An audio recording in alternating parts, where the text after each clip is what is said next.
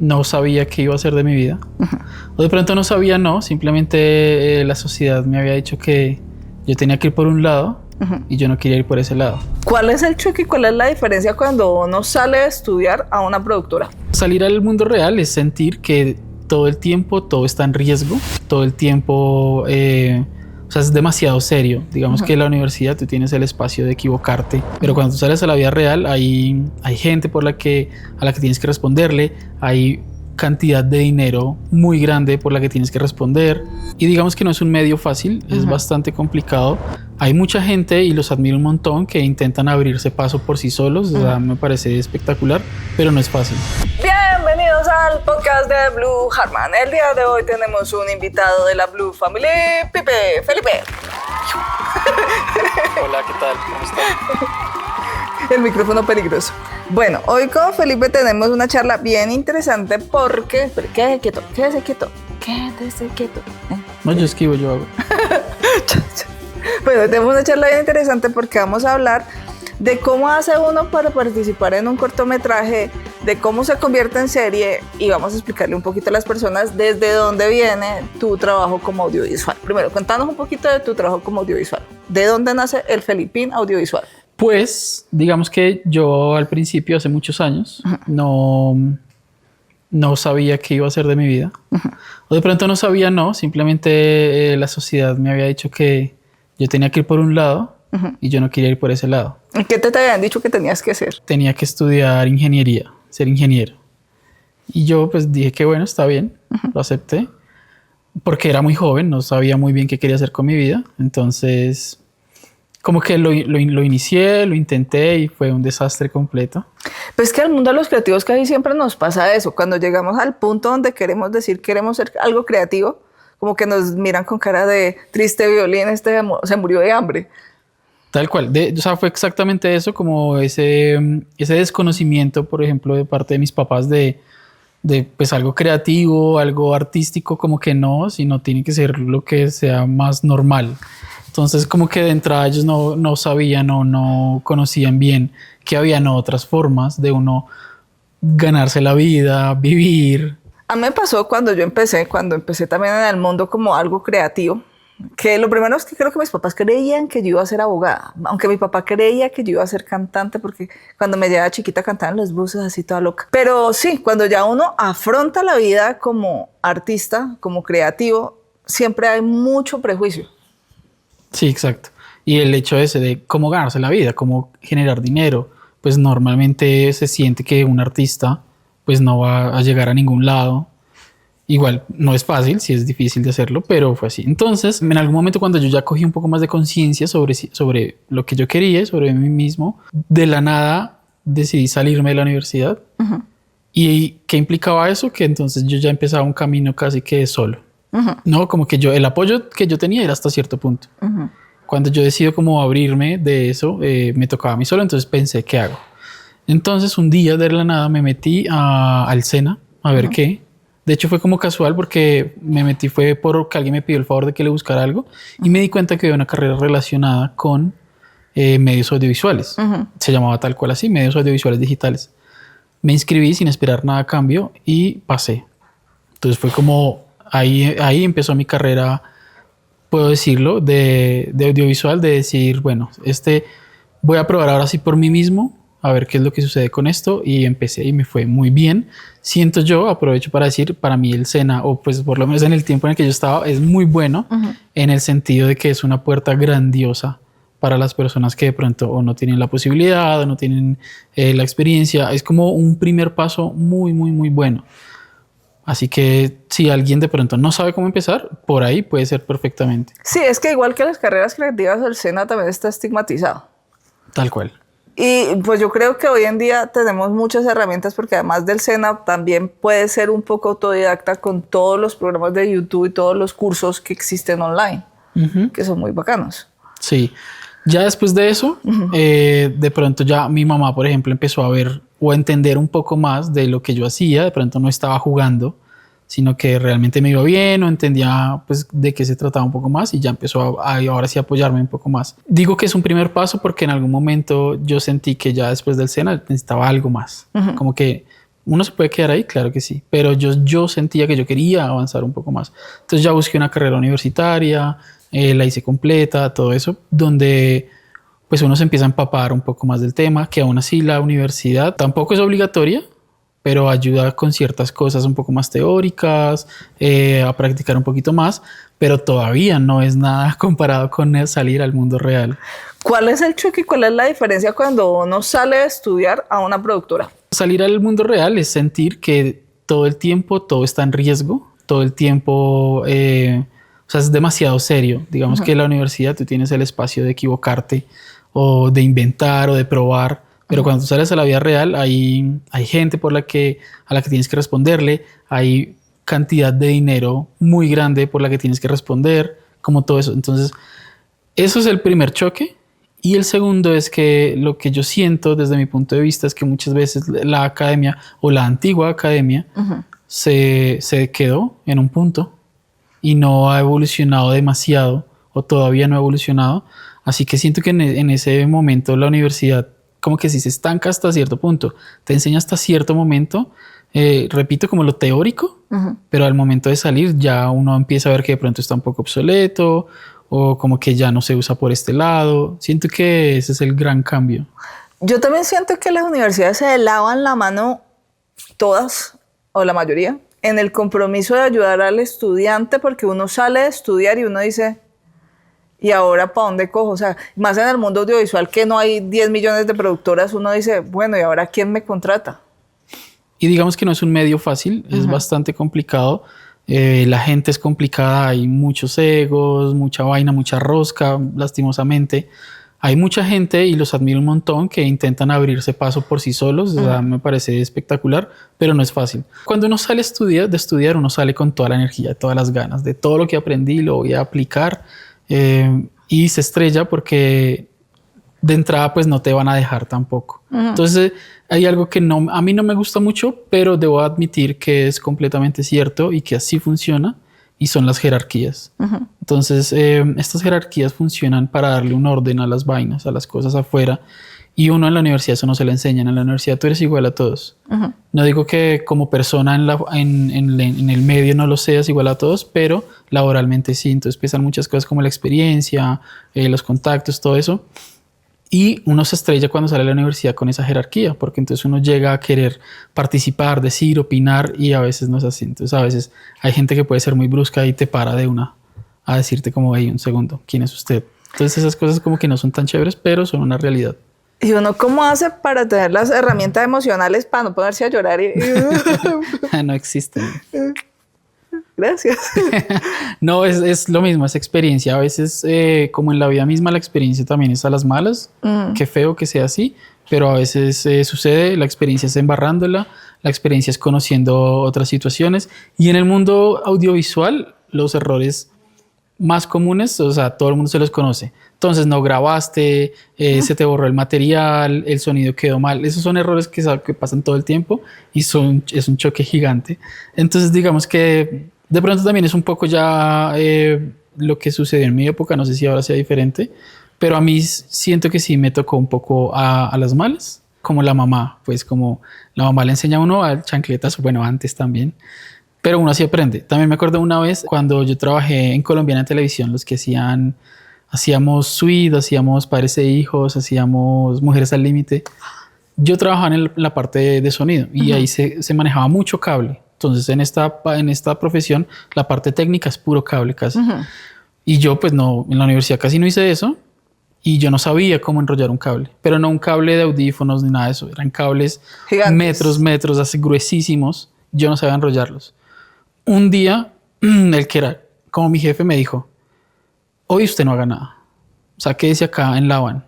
Y de la van me sacó kilos y kilos de cables. Me dijo, desenróllelos y enróllelos todo el tiempo. Y eso fue todo mi día laboral. Y ahí aprendí a enrollar cables. Algo que uno cree que es súper básico, pero así como con ese regaño me tocó. Bueno, ¿y cómo pasa uno de empezar con estos pinitos a comenzar a decir, bueno, yo quiero producir un cortometraje, yo quiero hacer una serie, y que esas cosas se vuelvan tangibles y reales? Porque me imagino que hay mucha rosca dentro del medio que dice, es como que siempre son los mismos directores, como que siempre son los mismos creativos. Digamos que entonces va de la mano de todo lo que decíamos. Entonces, esa rosca sí existe, claro, pero pues hay dos opciones, o entrar en ella o intentar romperla o alejarse de eso. Pero entonces también viene con la experiencia. Claro, siempre son los mismos directores, pues porque ya tienen experiencia, tienen un reel, tienen una hoja de vida que se va haciendo. Entonces eso también pesa muchísimo. Entonces si uno no tiene todavía, pues tiene que empezar. Yo sí siento, y ojalá no suene muy feo, que uno tiene que empezar de abajo para empezar a escalar, empezar a aprender, empezar a coger esa experiencia, que lo conozcan un poquito más también. Entonces creo que es por ahí. Pero eso no quiere decir que no hayan otros métodos. Sí hay formas de uno empezar sin nada o algo más sencillo. Hay muchos medios, por ejemplo, del gobierno o Proimágenes, que permiten que personas nuevas empiecen como a crear sus propios proyectos y eso. Entonces hay convocatorias, hay miles de convocatorias. Está Bogo Shorts también, que es para cualquier cantidad de personas que quiera hacerlo. Hace poquito vi unas que de 7 segundos, un cortometraje en 7 segundos. Yo decía, pero no, ¿qué hacen 7 segundos? Exacto, y esas cosas son muy buenas para empezar uno a moverse y ahí uno empieza a ganar experiencia. Y no la experiencia tampoco que te la reconozca todo el mundo, sino tu experiencia propia de decir, acá cuando hicimos esto aprendí esto o entendí esto, cómo funcionaba. Entonces en Proimágenes hay de todo. Hay desde, tú puedes pasar un proyecto para, no hablo solo de ya me hicieron el largometraje, el cortometraje, sino puede ser de guión, puede ser de investigación incluso. O sea, tú solo quieres hacer algo y no tienes nada, quieres empezar por la investigación, eso te lo pueden...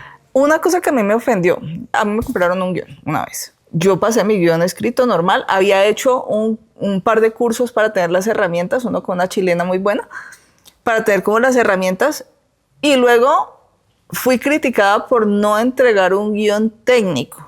Pero una cosa es entregar un guión y otra cosa es entregar un guión técnico. Cuéntanos un poquito de todas estas peripecias que uno pasa. Bueno, pues, no lo estafen. Más allá de que esto sea un arte y que el arte a veces sea subjetivo, o pues siempre sea subjetivo, sí empiezan a haber alguna especie de normas, reglas o como caminos a seguir, como unos estándares que se van aplicando en todo. Entonces muchas veces uno no está consciente de esas cosas. Entonces si tú quieres presentar un proyecto casi de ceros, hay algo que se llama la Biblia de producción. Y la Biblia de producción es literalmente un documento muy gordo, grande, con muchos puntos. Tú puedes buscar en Google Biblia de producción, te van a salir 1000 ejemplos, pero casi todos van a concordar con ciertos puntos que hay que tener. Entonces a veces no es como, yo tengo una idea y qué bueno sería una película. Yo siento, como un paréntesis, yo siento también que no el que lee mucho puede ser un buen escritor. No el que come mucho puede ser un buen chef. Asimismo, siento que no el que ve muchas películas puede escribir una buena película. Entonces, para eso mismo están esos pasos que uno hace. Entonces, en una Biblia de producción, tú empiezas, lo primero, título. Ya ahí es difícil. O sea, tener un buen título es difícil. Entonces, premisa, sinopsis comercial, argumento, escaleta. Hay un poco de cosas que cada vez te va ampliando un poco más la historia. Entonces, sí vale la pena uno prepararse y entender esas cosas que están o ya sea en internet o en los mismos convocatorios, te explican cómo hacerlo, porque intentan que el proceso no sea muy ladrilludo o que no sea como un golpe o un muro para entrar, porque igual al ser como todos esos pasos sí es difícil. Pero vos no crees que... Yo lo que siento es que el mundo de la producción audiovisual y el mundo del cine está cambiando. Está cambiando gracias a que hoy en día tenemos desde el iPhone nuevas herramientas, nuevas cosas, y yo estoy viendo que lo que nosotros pensábamos como una imposibilidad, precisamente por esas Biblias horrendas que yo tanto detesto, está cambiando. ¿Cómo crees que eso puede afectar a futuro? ¿Cómo puedes beneficiar al mundo que las nuevas creatividades se escuchen sin tanta cosa? Yo siento que el avance tecnológico pues es imparable y de hecho me encanta, me parece genial todo lo que va pasando. Pero algo que hay que tener en cuenta es lo que uno como artista quiere ofrecer narrativamente. Entonces, claro, tú puedes tener los mejores equipos, el presupuesto más alto y sales con una película basiquísima, como nada que ver. Pero puedes también trabajar con muy poca gente, muy pocos recursos, con un celular, ni siquiera si quieres un iPhone, y después le metes inteligencia artificial y lo que sea. Pero si tu historia, tu narrativa es muy poderosa, ya ahí ganaste. Siento que es eso. Entonces como que uno puede, depende también de lo que uno quiera, como llegar a ciertos puntos sin tener que depender de otras cosas. Una cosa que a mí me llevó a amar el cine, yo quería ser directora de cine, pero todavía lo quiero, pero pues ya lo tengo más alejado de mí, no sé por qué. Es que yo amaba, o sea, yo amo profundamente la serie B y cosas como El Vengador Tóxico. Yo siento que el cine de terror es uno de los cines más importantes y más relevantes que ha salvado industrias al por mayor y de tal, pero siempre es el más juzgado porque el director, cuando uno mira el Lago Lake, ¿cuál es esa? No sé si es Viernes 13 o la otra. Vos llegas y miras y el director decía, una persona le decía, yo me sé tirar de un carro. Ah, bueno, tírese. Y pasan un montón de cosas y un montón de historias y eso me parece fascinante. Pero en la industria original las cosas son muy técnicas. ¿Crees que podemos romper eso? Hiciste un cortometraje que fue una serie que se llamaba La Sinfonía de los Bichos Raros, que a mí me encantó el nombre, por cierto, y estuve viéndola y me encantó. ¿Rompiste un poco esos moldes? ¿Qué trataste de hacer ahí? Bueno, digamos que antes que nada, a veces esos moldes están impuestos por la plata, así de fácil. El que ponga la plata, a la final tiene el voto decisivo. Entonces muchas veces la parte artística se empieza a quedar o se empieza a quedar corta por eso, porque el que puso la plata manda. Pero cuando alguien tiene la oportunidad de ir más allá o congenia con esa persona que pone la plata, o esa entidad o lo que sea, pues es muy chévere porque fluye mucho. La Sinfonía de los Bichos Raros es una historia muy bonita porque hay un grupo musical de Medellín que se llama Puerto Candelaria. Y ellos, entre todo su repertorio de álbumes, lanzaron uno infantil que se llama La Sinfonía de los Bichos Raros. Este álbum lo que hace es como hacer la metáfora de que los bichos raros son buenos también. Entonces, la araña, la cucaracha, el cien pies, el chulo, el murciélago, todos ellos tienen algo positivo. O sea, no solo como verlos da como repelús, sino que tienen algo positivo. Entonces, ¿qué hace esto? Que a los niños, si un niño de pronto no se siente como los demás o se siente diferente, puede sentir que puede ser un bicho raro y que está bien. Lo chévere de eso es que empieza a escalar mucho. No solo se quedan los niños, sino las personas. Entonces, yo me identifiqué mucho con ese proyecto porque de pronto sí me siento un bicho raro. Es que eso es justo lo que iba a decir, que todos los creativos somos parte de la Sinfonía de los Bichos Raros. A uno en el colegio siempre lo miraron como... Exacto. Entonces, el mensaje era tan poderoso y tan chévere que de Teleantioquia llamó a Puerto Candelaria y le dijo, hagamos de esto algo más grande. Entonces ahí nos contactaron a nosotros, a la empresa donde yo estaba, porque a la final ellos como músicos les falta la experiencia audiovisual. Entonces como que nos contactaron para llevar eso a cabo. Lo que sucede ahí es que al ser Teleantioquia, es uno de lo que hablábamos ahorita, Teleantioquia es la que pone el dinero. Y Teleantioquia no lo pone ella misma de trae, esto es mío, sino lo saca de recursos nacionales, de concursos, de programas. Y estos programas también limitan mucho al momento de hacer cosas. En este caso lo que limitó fue el dinero, porque entonces tú puedes hacer una película o tú quieres hacer una película que valga $1 millón, que es nada, pero digamos en Colombia no está mal pensar en $1 millón porque son 4.000 millones de pesos. Tú puedes hacer una película con eso, pero de pronto esos concursos a los que Teleantioquia aplica, en ese caso, que es producto nacional, pues lo que quiere hacer el gobierno es repartir un poco más entre todos y no solo a uno darle los... Entonces da 20 millones. Da muy poquito. Fueron como 500 millones, que es muy poquito, muy poquito. Entonces tanto Merlin, que son los dueños de Puerto Candelaria, y Diptongo, que fue la productora con la que lo hicimos, tuvieron que poner también recursos económicos para poder llegar a pues como que se pudiera hacer medianamente bien. Porque también era un proyecto muy ambicioso. Entonces los bichos raros, los personajes de los bichos raros, que son los que ya dije, la zarigüeya, la cucaracha es el personaje principal, cómo se humanizaban. Entonces eso tiene un montón de maquillaje. Tenían prótesis. Tenían prótesis, porque la idea era eso, como llevarlo como lo literal, mostrarlo visualmente. Entonces eso requería mucho dinero. Entonces el dinero se extiende no solo a pagar equipos y a pagar actores, sino se extiende a pagar tiempo. Entonces, por ejemplo, todos estos actores tenían que llegar a las 5 de la mañana a ponerse sus prótesis. Son 4 horas de ponerse prótesis todos los días. Eso extiende mucho el tiempo de rodaje. Ahí también se empieza a ir la plata. Entonces es un poquito difícil. Pero bueno, digamos que ya entonces mi parte, que fue como la parte narrativa, fue muy chévere como empezar a pensar en el guión, a armar la historia, en adaptar ese musical, esas canciones, porque son canciones literalmente, a una historia bien contada y que le pegara a varias gente, que le pegara a los niños, pero también a los adultos. Y creo que ese fue como el trabajo que se intentó hacer y fue bastante bonito. ¿Qué le recomendarías a esa persona que está al otro lado, que por ahí nos llamó otra vez, Batimóvil? ¿Aló?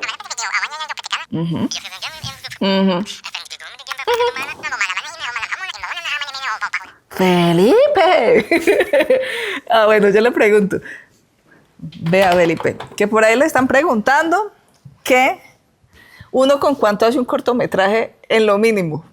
Uf, no, pues no, depende. Dígale. Contéstele y dígale. Bueno, depende de muchas cosas, ¿sí? O sea, no es tan fácil porque depende de qué quiera hacer, de la duración. Entonces, los formatos... ¿Otro que quería hacer los Avengers? Sí, por eso. Y también hay que tener en cuenta los formatos. Entonces, un film minuto, pues dura un minuto. Un cortometraje puede ir desde 2 minutos a, si quieres, no sé, media hora más.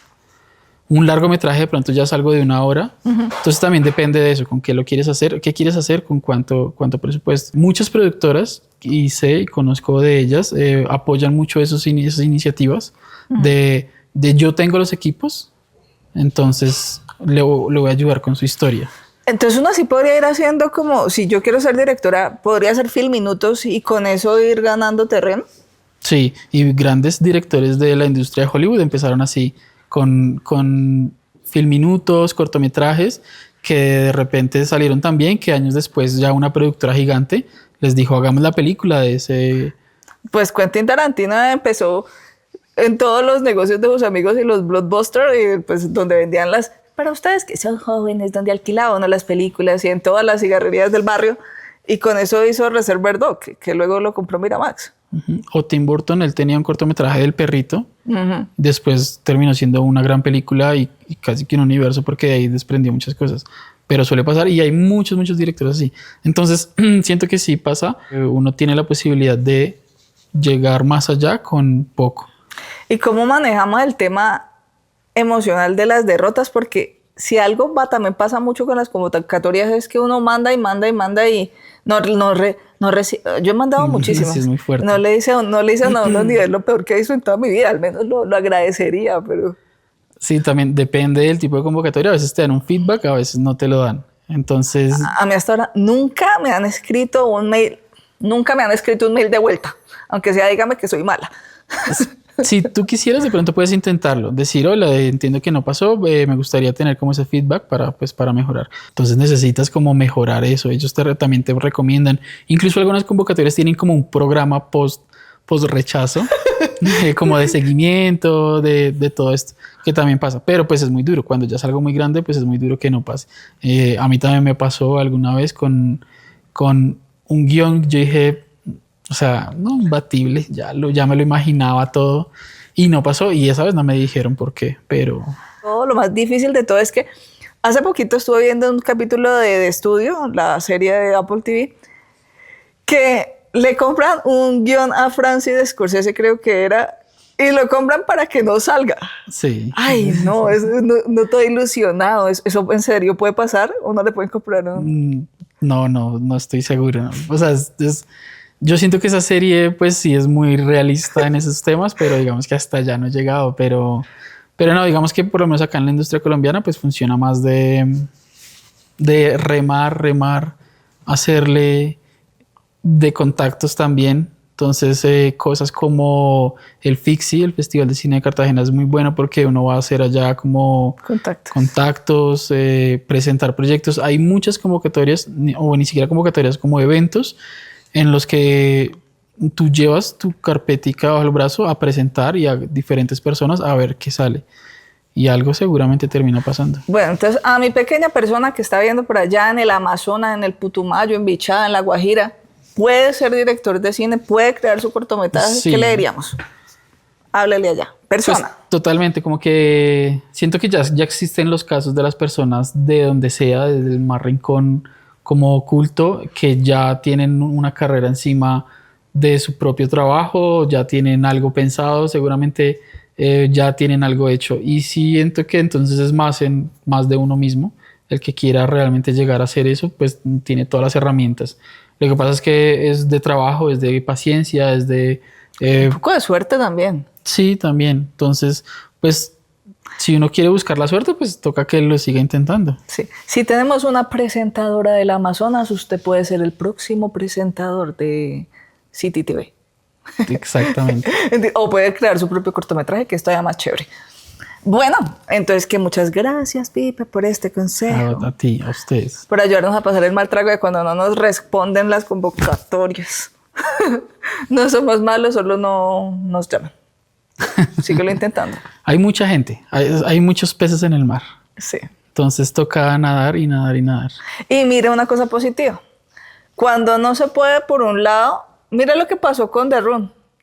En teoría era la peor película del mundo y ahora es una película icónica. O sea, usted lo que usted hace, El Vengador Tóxico y de Tromafil, que yo, contrátame Tromafil, parecía un desastre, pero es un desastre que siempre va a encontrar su bicho raro. Así es. Entonces, bueno, nos vemos en el próximo capítulo. No olvide suscribirse, darle like, comentar, compartirlo ¿con quién lo compartimos? ¿Con Sara? Sí. Y si no hay una Sara, pues siempre hay un Andrés. Entonces, déjenlo en los comentarios. ¿Ha participado? ¿Lo han rechazado? ¿Le han dicho usted no puede? O ya está participando en algo o quiere participar? Déjenle las preguntas a Felipe.